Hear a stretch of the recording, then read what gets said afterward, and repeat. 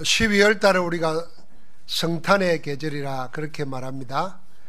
예수님이 그리스도로 오신 이 성탄의 계절에 우리 안에 오신 그리스도께서 우리의 주인 되시고 왕이 되시고 우리의 모든 것 되는 은혜가 새로워지기를 주의 이름으로 축복합니다. 예수 그리스도의 모든 것은 불현듯 나타나 사람들을 놀라게 한 깜짝 이벤트가 아니었습니다. 선지자들을 통해서 오래전에 미리 예언된 말씀을 성취시키시는 하나님의 사건이었습니다. 주님은 성경대로 죽으시고 성경대로 다시 살아나신 하나님의 언약의 성취였습니다. 주님은 생전에 하나님이 정하신 자신의 미래, 어떻게 죽으시고 언제 다시 살아날 것인지를 미리 예고하였습니다. 주님은 그리스도이신 증거로 자신의 사역을 미리 말씀하신 것입니다. 그것이 십자가와 부활의 예고였습니다. 첫 번째 예고에 대한 제자들의 태도는 하나님의 복음을 이해하지 못한 지극히 유대교 전통에 잡혀있는 그대로였습니다. 그래서 베드로는 주님을 그리스도라고 고백하고도 그리스도로서 하실 사역을 이해를 못해가지고 예수님을 붙잡고 꾸짖고 항변했습니다. 두 번째 주님의 똑같은 예고를 듣고도 제자들은 전과 다르지 않았습니다. 여전히 제자들은 17장 22절 23절에 보니까 근심했다고 그랬습니다. 예수님을 그리스도라고 고백하고도 그리스도가 뭘 해야 될지 어떻게 해야 되는지를 이해를 못하고 있는 겁니다. 주님의 두 번째 예고가 있은 직후에 제자들이 길을 가면서 말다툼을 했습니다. 그 내용을 들어보면 어이가 없을 정도입니다. 제자들은 길을 가면서 우리 중에 누가 더 크냐? 이걸 가지고 다투었습니다. 마가복음 9장 33절부터 34절에 보니까 더 적나라하게 나와 있습니다. 주님은 고난을 이야기하고 죽음을 이야기하는데 제자들은 그 와중에도 자리 다툼하고 있는 겁니다.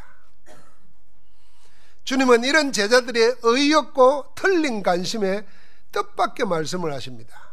그게 오늘의 말씀입니다. 어린아이 하나를 가운데 세우시고는 너희가 만일 이 어린아이들과 같이 되지 아니하면 결단코 천국에 들어갈 수 없으리라. 누가 크냐는 나중이고 아예 천국에 들어가지 못한다고까지 말했습니다. 천국에서는 누가 더 큰 자인가 하는 다툼 이전에 아예 천국에 들어갈 수 없는 자를 먼저 말씀하신 겁니다. 너희가 돌이켜 어린아이 같이 되지 아니하면 그랬습니다. 그럼 어린아이들과 같이 되려면은 어린아이가 누구인가를 알아야 되겠지요. 어떤 사람이 어린아이입니까? 주님이 말씀하시는 어린아이와 세상이 생각하는 어린아이는 같을까요? 다를까요? 여러분은 어린아이 같이 되려면은 그렇게 말할 때 어린아이를 생각하는 우리 생각이 있죠. 기준이. 아무 생각 없이 우리는 세상이 가지고 있는 육신적 관점으로 어린아이를 말합니다. 그래서 어린아이는 어른들과 달리 순수하다 그렇게 말합니다. 동기도 없고 그 생각이 깨끗하다 그렇게 생각합니다. 또 순결해서 죄가 없고 세상에 때가 묻지 않았다 그렇게 생각합니다. 그런가 하면은 순진해서 어린아이는 거짓이나 꼼수를 부리지 않는다고 여깁니다. 그런 점도 있습니다. 그런데 요새 아이들은 다른 것 같아요. 아이 키워보셨죠? 애가 순진합니까? 지껏 챙기는 거 보면은 그렇게 영악할 수가 없어요. 지껏 안 뺏기려고 고집하는 거 보면은 그렇게 악랄할 수가 없어. 요즘의 세상에 범죄하는 아이들 보셨죠? 어제 저는 어떤 목사님이 베이브 박스를 운영하더라고요. 미혼모라든지 장애인 태어나면 아이들을 버리잖아요. 막 죽이기도 하고. 근데 베이비 박스 해가지고 그 아이를 거기다 버리면은 그 아이를 키워가지고 입양을 시키든지 뭐 부모에게 돌려드리는 일을 하는데 5년 하는 동안에 1000몇백 명의 아이를 그렇게 했대요. 근데 그런 데가 한 군데만 있는 게 아니라 여러 군데 우리나라에 있대요. 그 얼마나 많습니까? 버려진 아이들이. 그 가운데 이런 예를 이야기하더라고요.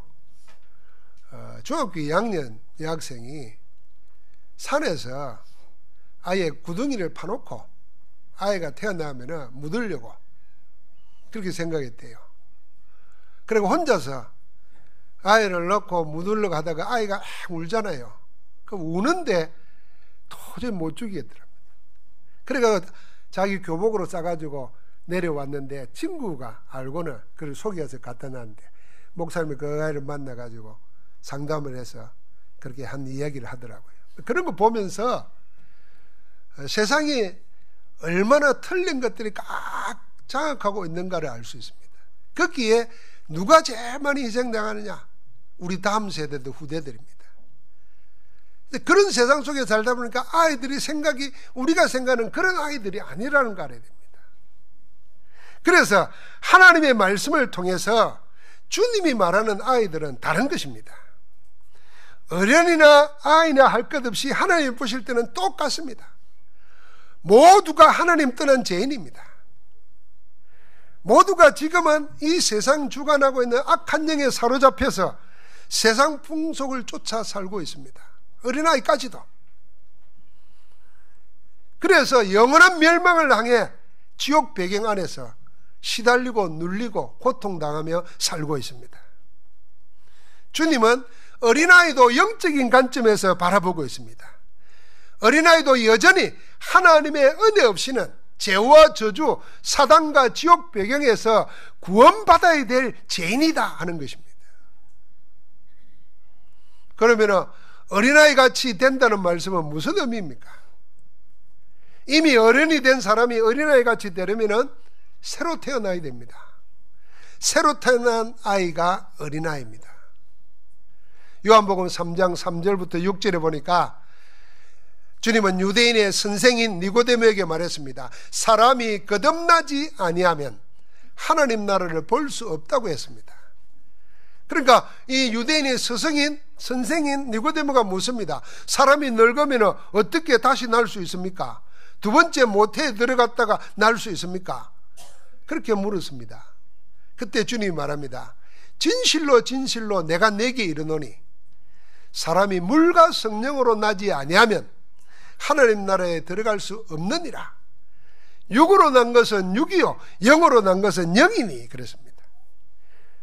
성령으로 새로 태어난 사람이 어린아이 같이 된 사람입니다. 여러분과 내가 예수를 그리스도로 영접하여 하나님의 자녀가 되면은 그 사람은 위로부터 다시 태어난 사람입니다. 하나님의 영으로 태어난 것입니다. 그래서 누구든지 구원받는 사람은 육으로 태어났다가 영으로 태어나야 되는 것입니다. 그 사람만이 천국에 들어갈 수 있습니다. 육신으로 태어나 육신 그대로의 사람은 어린아이 같이 되지 못한 사람입니다. 그런 사람은 어린아이도 어른과 같습니다. 어린아이도 어른이에요. 육신의 사람은 반드시 하나님의 영으로 새로 태어나야 천국에 갈 수 있습니다. 어찌 어른이 다시 날 수 있습니까? 하는 니고데모처럼 그런 일을 이해할 수도 없고 있을 수도 없고 불가능이라고 생각하는 사람들에게 주님은 하나님의 성령이 하시는 일이다 그렇게 말씀하신 겁니다. 여러분과 나는 절대로 다시 태어나지 못하지만은 우리의 문제가 하나님 떠난 문제라. 왜 떠났냐? 마귀에게 속아가지고 하나님 떠났어요. 그게 뭔 문제냐? 그때부터 우리 인생에게는 나하고 관계없는 죄, 저주, 재앙이 끊임없이 오는 것입니다. 아주 쉬운 말로 세상 사람들은 그걸 팔자라 그러고 타고난 팔자라 그러고 운명이라 그러는 겁니다. 성경에는 그걸 보고 죄와 사망의 법이라 그랬습니다. 그걸 보고 죽은 자라 그랬습니다. 그러니까 지금 세상 살아가면서 뭘 사느냐? 이 세상 풍속을 쫓아 살 수밖에 없는 것입니다. 하나님의 법을 쫓는 게 아니고 말씀을 따라 사는 게 아니고 세상 살아온 대로 사는 것입니다. 그러니까 그 영은 사람은 영적 존재인데 사단에게 속해 있어요. 이 문제를 해결 못하면 전부 다 죄인인 겁니다. 그래서 하나님께서 이 문제를 해결하기 위해서 예수님을 그리스도로 보내주신 겁니다. 그를 기다리고 누리는 것이 성탄이에요. 그리스도란 말이 무슨 말입니까? 우리를 속이고 하나님 떠나서 지옥 배경 가지고 고생하고 살다가 영원한 지옥으로 멸망시키는 마귀 사탄을 멸하셨다는 겁니다. 그래서 왕이신 예수 그리스도. 할렐루야. 한번 하십니다. 왕이신 예수 그리스도. 마귀를 멸하신 왕 예수 그리스도. 그걸 알아야 돼요. 그걸 아는 순간 여러분과 나는 우리를 둘러싸고 있는 모든 불문율, 전통, 제도, 율법 다 끝난 것입니다. 그래서 불신자는 제사 지내도 망하고 안 지내도 저주 와요. 그러니까 여러분과 나는 아무 관계 없어요. 왜요? 다 끝내버렸어요. 우리를 저주 재앙 속에 묶어서 영원히 세상의 종로로 다도록 만듭니다. 마귀 사탄이. 그 저주에서 우리를 해방시킨 제사장이라. 그뿐만 아니라 여러분 내가 그건 모르면 세상 풍속 쫓아 살아야 돼요. 그래서 어려움 당하면 자기 문제 해결 안 되면 고상한 말로는 배운 사람에게 묻고 더 힘들어지면 귀신 들린 사람 찾아가요. 무당 찾아가요. 구대요. 사로잡힙니다. 우리는 그리 살 필요가 없도록 하나님이 우리 안에 오셔서 성령으로 인도하고 계십니다. 그 길을 알려주신 선지자라. 누가요? 예수가 그리스도십니다. 한번 같이 합시다. 주는 그리스도시요 살아계신 하나님의 아들이십니다. 예수는 모든 문제 여러분 꼭 붙잡으시기 바랍니다.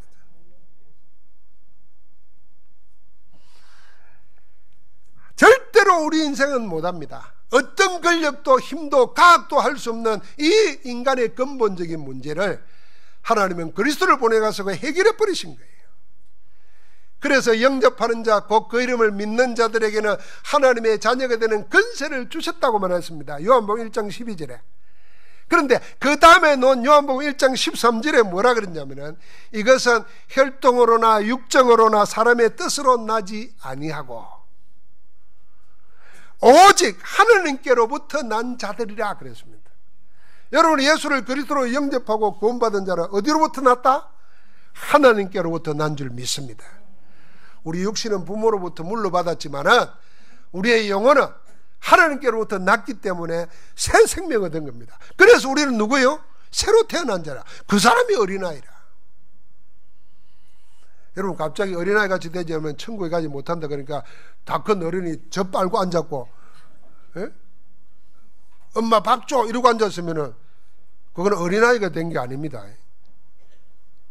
영으로 거듭나는 겁니다.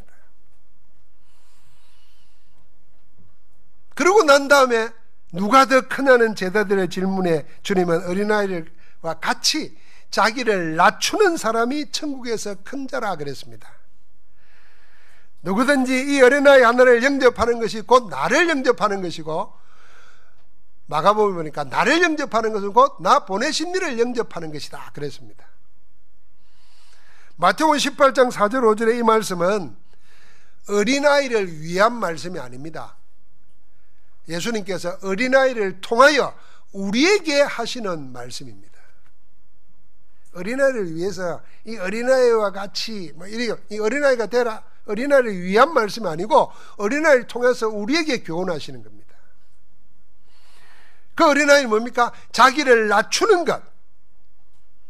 그게 어린아이고 자기를 낮추는 그가 큰 자라 그랬습니다. 여러분 자기를 어떻게 낮춥니까? 어디까지 낮춰야 낮아지는 겁니까? 주님을 봐야 됩니다. 주님은 어린아이 같이 자기를 낮추셨습니다. 그래서 빌립보서 2장 6절부터 8절 말씀에 그는 근본 하나님의 본체시나 하나님과 동등됨을 취할 것으로 여기지 아니하시고 오히려 자기를 비워 종의 형체를 가져 사람들과 같이 되셨고 사람의 모양으로 나타나사 자기를 낮추시고 죽기까지 복종하셨으니 그 십자가에 죽으심이라 그랬습니다. 누가 어린아이입니까? 어린아이같이 자기를 낮추는 것이 어떤 것입니까? 주님이 몸소 보여주신 겁니다. 우리 주님 예수 그리스도는 말하는 어린아이는 이런 아이입니다. 자기를 낮추시되 죽기까지 복종하신 겁니다. 그래서 세상의 모든 어린이의 원형은 예수 그리스도이십니다. 주님은 육신을 입으시고 오실 때부터 하나님께 자기를 낮추어 복종했습니다. 그것도 억지가 아니라 자원해서 했습니다. 어쩌다 한 번 아니라 죽기까지 그렇게 자기를 복종시켰습니다. 그래서 주님은 십자가의 죽음을 앞두고 겟세마네 동산에서 피땀 흘려 기도하고 기도했습니다. 기도 제목이 한 가지였습니다. 내 아버지여, 만일 할만하시거든 이 잔을 내게서 옮기시옵소서. 지나가게 하십시오. 당신도 괴로우셨으니까. 그걸로 끝났다면 우리하고 다를 바 하나도 없습니다. 그런데 주님 기도했습니다. 기도하고 또 기도했습니다. 그러나 내 원대로 마옵시고 아버지의 원대로 하옵소서. 이게 주님이 자기를 낮추신 겁니다. 내 원이 있는데 내 원대로 마옵시고 아버지의 원대로 하옵소서 하면서 자기를 쳐서 낮추고 복종시키신 겁니다. 그게 죽기까지 복종하신 겁니다. 그 십자가의 죽으심이라. 매사에 하나님의 뜻을 찾아서 어린아이같이 자기를 낮추는 그 사람이 진짜 천국에서 큰 자인 겁니다. 여러분 이렇게 생각해 보면은 여러분과 나는 한 번도 복음을 못 체험하고 못 누리고 있다고 볼 수 있습니다. 아직도 내가 살아있고 내 자존심, 내 고집, 내 것 때문에 하나님의 복음 앞에 나를 굴복 못 시켜준 사람은 복음을 아는 겁니까? 모르는 겁니까? 어떤 사람이 이럽니다. 우리 메시지 듣고 복음 듣고 하다가 맨날 들으니까 그거 다 아는 건데 그거 말고 뭐 이럽니다. 그 말고가 아니라 체험 못하고 못 누리면 아는 게 아니라니까요. 아주 쉬운 예로요. 여러분 제가 뭐 말하면 고개 끄덕끄덕 하지 않습니까? 그게 아는 겁니까? 모르는 겁니까? 그건 아는 게 아닙니다. 내가 말한 걸 다 알고 다른 사람에게 말해줄 수 있을 만큼 돼야 그게 아는 거예요. 고개는 끄덕끄덕 합니다. 아멘이지. 근데 나가자마자 그 말을 못 전해. 그건 모르는 거라니까요. 근데 오늘 말씀 좀 생각하면은 그래서 우리가 끝까지 복음에 집중해야 됩니다. 문제는 누구에게 어떻게 자기를 낮추느냐, 어떻게 복종하느냐, 그게 큰 관건입니다. 세 가지에 대해서 우리가 질문하고 답을 찾아야 됩니다. 첫 번째는 내가 사단에게 복종하느냐, 하나님께 복종하느냐입니다. 주님은 우리 죄를 대속하시기 위하여 십자가 앞에서 사단의 유혹을 거부하고 하나님의 뜻에 자기를 복종시키십니다. 여러분과 내가 주님의 복종으로 인해서 인생의 모든 문제의 원인인 죄와 저주, 지옥, 사단을 해결받았습니다. 주님은 하나님께 온전히 복종하심으로 승리한 겁니다. 여러분 복음이 뭐라고 생각합니까? 사단에게 복종하는 것이 아니라 하나님께 복종하는 것이 복음입니다.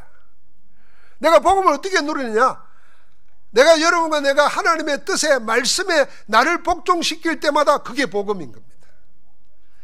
만약에 나를 자꾸 내세우기 시작하면 그건 내 뜻이 아니고 그 사단에게 복종하는 것입니다. 두 번째는 같이 합시다. 자아에 복종하느냐. 자아에 복종하느냐. 제가 작게 하면 여러분 크게 해야 되는데.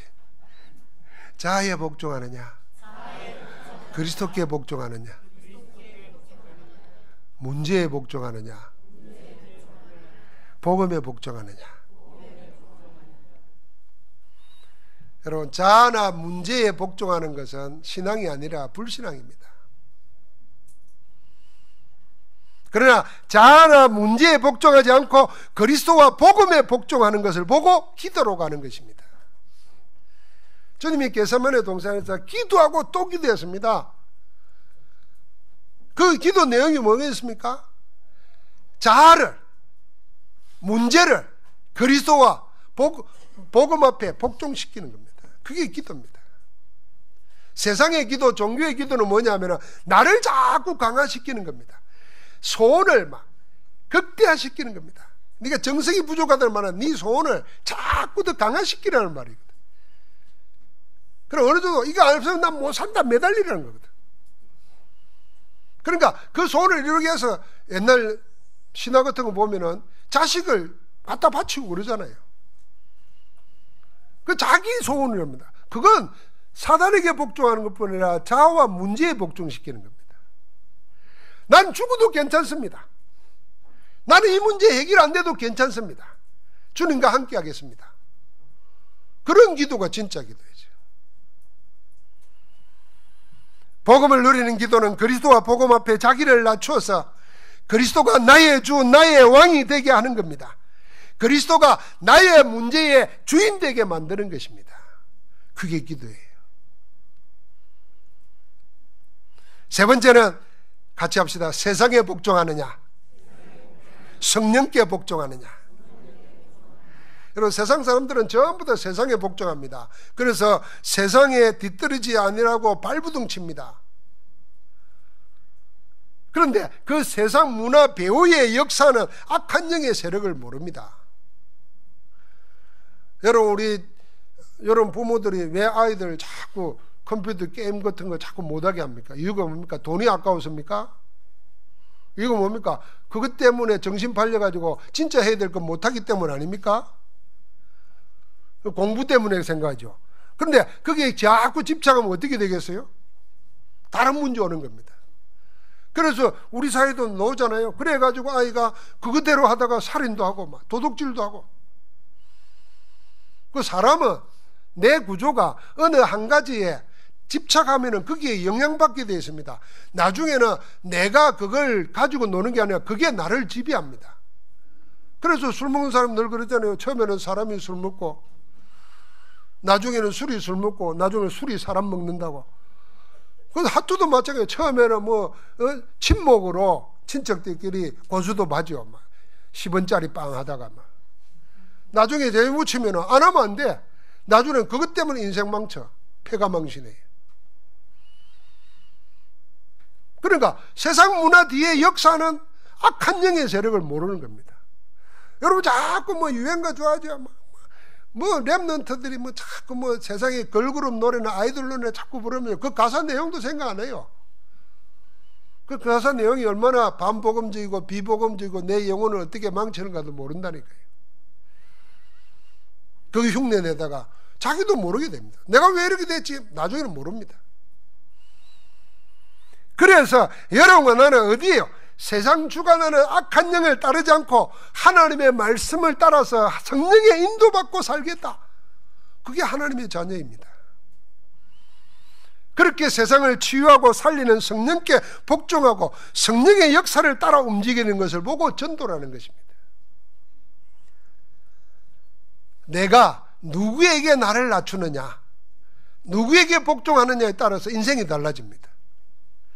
사단에게 복종하지 않고 하나님께 복종하는 것을 보고 복음이라 그러고, 문제나 자아에 복종하지 않고 그리스도와 복음에 복종하는 것이 기도고, 세상 악한 영을 따르지 않고 하나님의 성령을 따라 살겠다는 것이 전도입니다. 그러니까 복음, 기도, 전도 속에 하나님의 그 뜻 안에 나를 낮추고 어린아이같이 복종하는 그 사람이 큰 자라. 할렐루야. 큰 자입니다. 여러분, 주님께서는 이렇게 천국에 들어가고 들어간 자 중에 누가 크냐를 보여주신 겁니다. 그런데 제자들은 지금 정반대라. 복종하는 게 아니고 서로 왕노릇하려고 그러거든. 야, 하나님 나라가 임한단다. 그러면 우리가 일단 주님 옆에 있으니까 우리가 한 자리 할 거 아니냐? 그 중에 누가 해야 되겠냐? 이거 따지는 겁니다. 영적인 거는 하나도 모르는 겁니다. 그래서 주님이 영적인 축복, 천국 영생의 축복을 어느 정도 사모하고 어느 정도 갈급하라고 하는가를 지금 말씀해 주는 겁니다. 그래서 아주 들으면은 끔찍한 말을 하신 겁니다. 그게 마태복음 18장 6절부터 10절입니다. 같이 한번 읽어보십시다. 누구든지 나를 믿는 이 작은 자 중 하나를 실족하게 하면 차라리 연자맷돌이 거목에 달려서 깊은 바다에 빠뜨려지는 것이 나으니라. 실족하게 하는 일들이 있음으로 말미암아 세상에 화가 있도다. 실족하게 하는 일이 없을 수는 없으나 실족하게 하는 그 사람에게는 화가 있도다. 만일 내 손이나 내 발이 너를 범죄하게 하거든 찍어내버리라. 장애인이나 다리 저는 자로 영생에 들어가는 것이 두 손과 두 발을 가지고 영원한 불에 던져지는 것보다 나으니라. 만일 내 눈이 너를 범죄하게 하거든 빼내버려라. 한 눈으로 영생에 들어가는 것이 두 눈을 가지고 지옥불에 던져지는 것보다 나으니라. 상가 이 작은 자 중 하나도 업신여기지 말라. 너희에게 말하노니 그들의 천사들이 하늘에서 하늘에 계신 내 아버지의 얼굴을 항상 배웠느니라. 여러분, 만약에 내 손과 발이 범죄하거든 찍어내버리라. 두 손 두 발 다 가지고 영원한 지옥에 들어가는 것보다 불구자로 천국에 들어가는 것이 낫다 그랬습니다. 어렵습니까? 말은 어렵지 않잖아요. 찍어내버리는 것 때문에 어렵지 말은 어렵지 않잖아요. 눈이 범죄하거든 뽑아버리라. 한눈 없이 영원한 영생에 들어가는 것이 두 눈 멀쩡해 가지고 지옥의 영원한 불수 가운데 고통당하는 것보다 낫다. 여러분도 그렇게 맞다고 생각하십니까? 아이, 지금 자기 눈 빼라가 아니고 아이고, 그렇지 않겠어요? 여러분 당뇨병 걸리면 뭐 이렇게 잘 못하면 발이 썩고 뭐 그러잖아요. 그러면 썩은 발을 그대로 가지고 살랍니까? 자르고 살랍니까? 당연히 자르지. 아까워도 잘라야지. 어떻게 해요? 안 자르면 어떻게 해요? 죽겠다는 거거든. 어렵지 않은 말입니다. 좀 끔찍하긴 하지만. 그런데 이 알아듣기 어려운 말씀이고 모르겠다고 예문해버리면은 안 됩니다. 어렵지 않기 때문에 그만큼 엄중한 말입니다. 무슨 말입니까? 뭐뭐 하는 것보다 뭐뭐 하는 것이 더 낫다 그랬습니다. 이 말씀은 우리가 그 어떤 것보다도 더 사모하고 더 구해야 할 게 있다면 그게 바로 하나님 나라 천국이다 하는 것입니다. 그 어떤 것보다도 심지어는 내 손발을 자르고 내 눈을 뽑아버리라도 놓지 말아야 될 게 뭐냐? 영적 축복이란 말이에요. 그게 구원이고 천국이고 영생이다 그 말입니다. 그래서 주님은 뽑아버리고 찍어내버리라도 포기하지 말아야 될 게 있다. 그게 뭐냐? 그게 천국이다. 할렐루야. 여러분에게는 무엇이 더 소중합니까? 육신입니까? 영생입니까? 구원입니까? 거의 모든 세상 사람들은, 심지어는 교회 안에 들어와 있는 사람들까지도 세상 사람과 다르지 않게 눈에 보이는 육신적인가 그걸 찾아 헤매합니다. 여러분, 억울합니다. 주님은 그럴 필요 없다. 내 안에 모든 것 다 있다고 십자가에서 죽으시고 부활하여 지금 성령으로 우리와 함께 하시는데 그 축복은 다 놓쳐버리고 눈에 보이는 것 쫓아서 안타깝게 갈구하고 있고 그것 때문에 시험 들고 그것 때문에 넘어지고 자빠지고 있으니까 안타까운 겁니다. 주님이 그래서 정말 보고 정말 사모해야 될까? 그거 찾으라는 겁니다. 천국을 사모하는 겁니다. 영생 구원을 누리라는 것입니다. 천국을 구하는 열정을 가지라는 것입니다. 영생 구원의 열정을 가지라는 겁니다. 천국에 올인하라는 것입니다. 영생 구원에 올인하라는 것입니다. 내 모든 걸 다 주고서라도 뭘 사라? 천국을 사라는 것입니다. 모든 것으로 영생과 구원의 비밀을 누리라는 것입니다. 마태복음 11장 12절에 세례 요한을 이야기하면서 주님이 이런 말씀하셨습니다. 세례 요한의 때부터 지금까지 천국은 침노를 당하나니 침노하는 자가 빼앗느니라 그랬습니다. 천국을 사모하는 자, 천국을 구하는 자, 천국에 올인하는 자, 그게 천국이 그들의 것입니다. 그런데 여러분과 내가 구하는 것이 뭐 이거 어렵지 않습니다. 하루를 살면서 무슨 생각, 무슨 관심이 많습니까? 그게 여러분입니다. 근데 이상하죠? 내가 늘 관심이 돈, 늘 관심이 사람들의 관심 받는 거, 인정받는 거, 그건 사모하면 사모할수록 허전하고 사모하면 사모할수록 참 이상해집니다. 더 갈급해져요. 마치 목마를 때 물 안 마시고 소금물 떠마신 거와 똑같아요. 그래서 인기 구하는 사람들은요, 인기 잃어버리면 죽습니다. 자살합니다. 아무 살 희망을 모릅니다. 우리가 그렇게 돼서는 안 되잖아요. 내가 지금 찾는 건 하나님의 복음 안에 모든 것 다 담아주셨는데 그 복음에 대한 관심이 내게 없어. 그 복음에 대한 갈급함이, 간구함이 내게 없어요. 그래서 주님이 빼내버리라도 이건 놓치지 말라는 겁니다. 제자들은 지금 길가 오면서 따라오면서 주님은 십자가와 부활을 이야기하는데 자기들은 누가 더 크냐 이러고 앉았으니까 참 어떻습니까 여러분? 그게 제자들 모습이 아니라 오늘날 우리 모습이고 내 모습이라 그러면 끔찍한 일 아닙니까? 여러분, 간혹 내가 나를 잘 못 봅니다. 그렇지 않습니까? 근데 남이 나를 막 말해주면 그걸 보고 지적이라는 건데 듣기 싫죠. 기분 나빠요. 좋은 말도 기분 나쁘죠.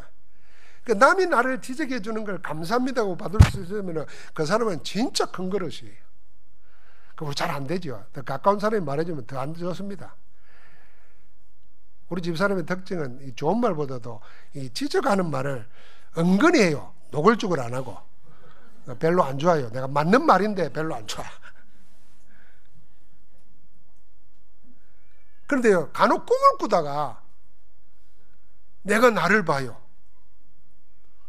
내가 나를 보는데 꿈을 꾸다가 보면요, 야, 내가 이렇게 부끄러운 놈이었는가? 이런 거 생각날 때가 있어요.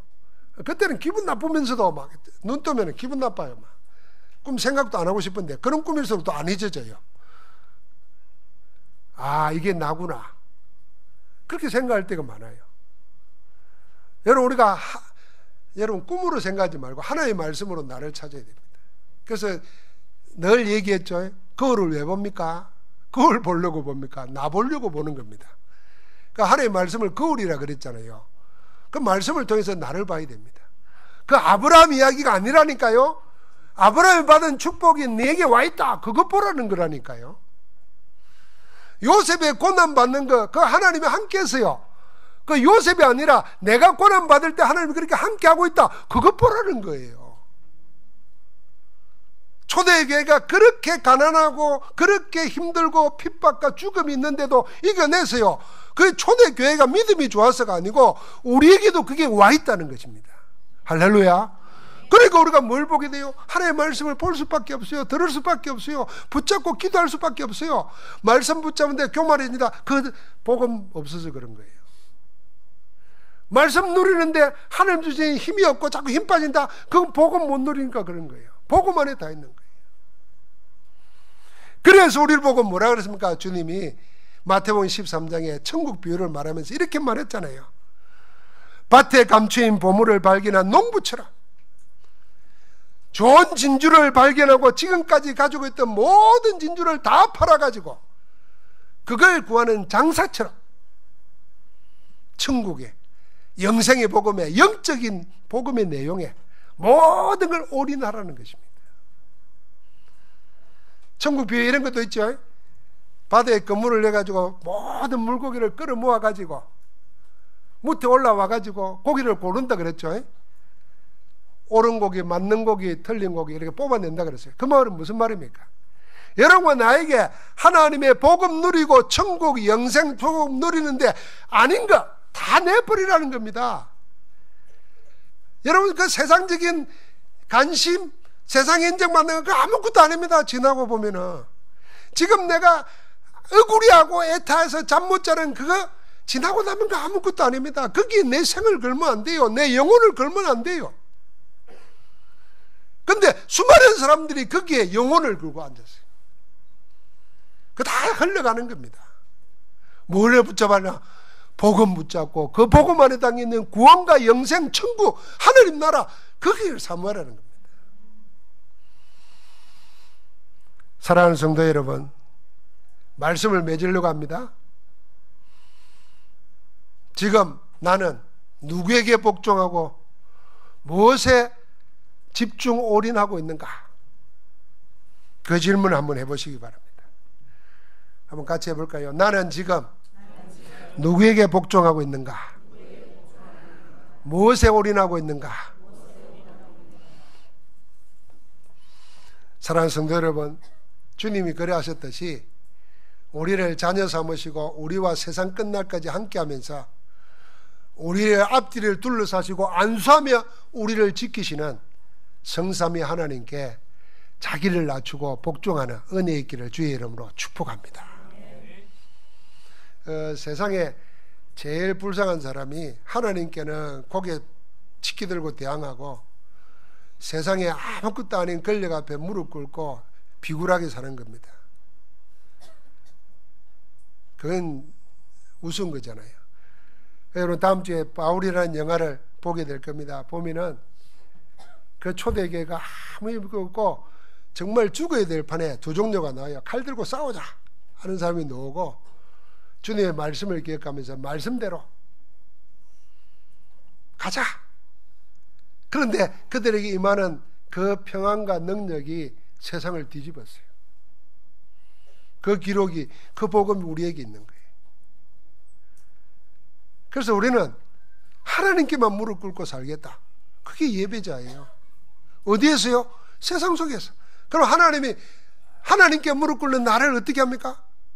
주님이 죽기까지 복종하셨는데 하나님 어떻게 했어요? 그를 지극히 높여 모든 이름 위에 뛰어난 이름을 주사 하늘에 있는 자들과 땅에 있는 자들과 땅 아래 있는 모든 자들로 그 이름 앞에 무릎 꿇게 하셨다 그랬어요. 할렐루야. 그래서 예수를 그리스도로 부르는 자마다 하나님께 영광을 돌리도록 마련했어요. 우리는 어디에 집중해야 되겠습니까? 하나님의 뜻에 집중하시기 바랍니다. 하나님의 뜻이 뭡니까? 요한복음 6장 39절 40절에 보니까 아들을 믿고 구원 얻는, 영생 얻는 것이 하나님의 뜻이라 그랬습니다. 그럼 여러분, 나는 내게 와 있는 이 구원, 영생, 여기에 집중하는 겁니다. 두 번째는 하나님의 일에 집중하시기 바랍니다. 하나님의 일이 뭡니까? 요한복음 6장에 보니까 하나님의 보내신 자, 곧 그리스도를 믿는 것이 하나님의 일이라 그랬습니다. 오병이의 기적을 일으키고 주님이 멀리 가셨어요. 그랬더니 오병이의 기적에 떡을 먹은 제자들이 뿐만 아니라 사람들이 배를 저어서 그 먼 데까지 찾아왔어요. 그런데 얼마나 기쁜 일입니까? 주님 볼 때 고생했다, 나를 이렇게 따르나 이래야 될 텐데 주님은 딴 말 했어요. 너희가 나를 따르는 것은, 여기까지 온 거는 표적을 본 까닭이 아니요, 떡을 먹고 배부른 까닭이로다. 또 떡 먹으러 왔냐 이런 거예요. 그러면서 주님 뭐라 하냐면, 이 썩어질 것을 위해서 살지 말고 썩지 아니할 영생할 것을 위해서 살아라 그랬어요. 그러니까 어떻게 하는 게 하나님의 일입니까? 그랬어요. 주님이 그러면서 뭐라 그러냐면 그리스도를 믿는 게 하나님의 일이라 그랬어요. 우리는 자꾸 일하는 걸, 행위를 이야기하는데 하나님의 일은 뭐냐? 믿는 겁니다. 뭘 믿어요? 예수가 그리스도라고 믿는 것이 하나님의 일인 줄 믿습니다. 여러분, 큰 문제 오죠?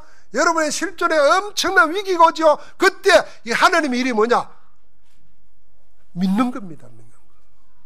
그리스도를 믿는 거예요. 그 그리스도께서 새로운 일을 하실 줄 믿습니다. 어디에 복종합니까? 집중합니까? 하나님과 함께 하심에 집중하시기 바랍니다. 어디로 가든지 주님은 세상 끝날까지 항상 함께 있겠다고 약속하셨어요. 지금 나와 함께 하시는 주님께 집중하는 겁니다. 그것이 천국에서 큰 자입니다. 천국에서 큰 자는 지금 우리와 함께 하시는 성삼위 하나님 안에서 구원의 복음을 누리고 증거하면서 승리자로 살도록 우리를 세상 속에 보내시는 줄 믿습니다.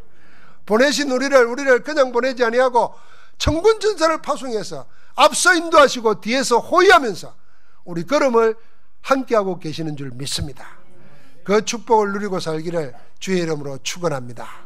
옆 사람 축복하십시다. 하나님 우리와 함께 하십니다. 그리스도 이름으로 이기며 삽시다.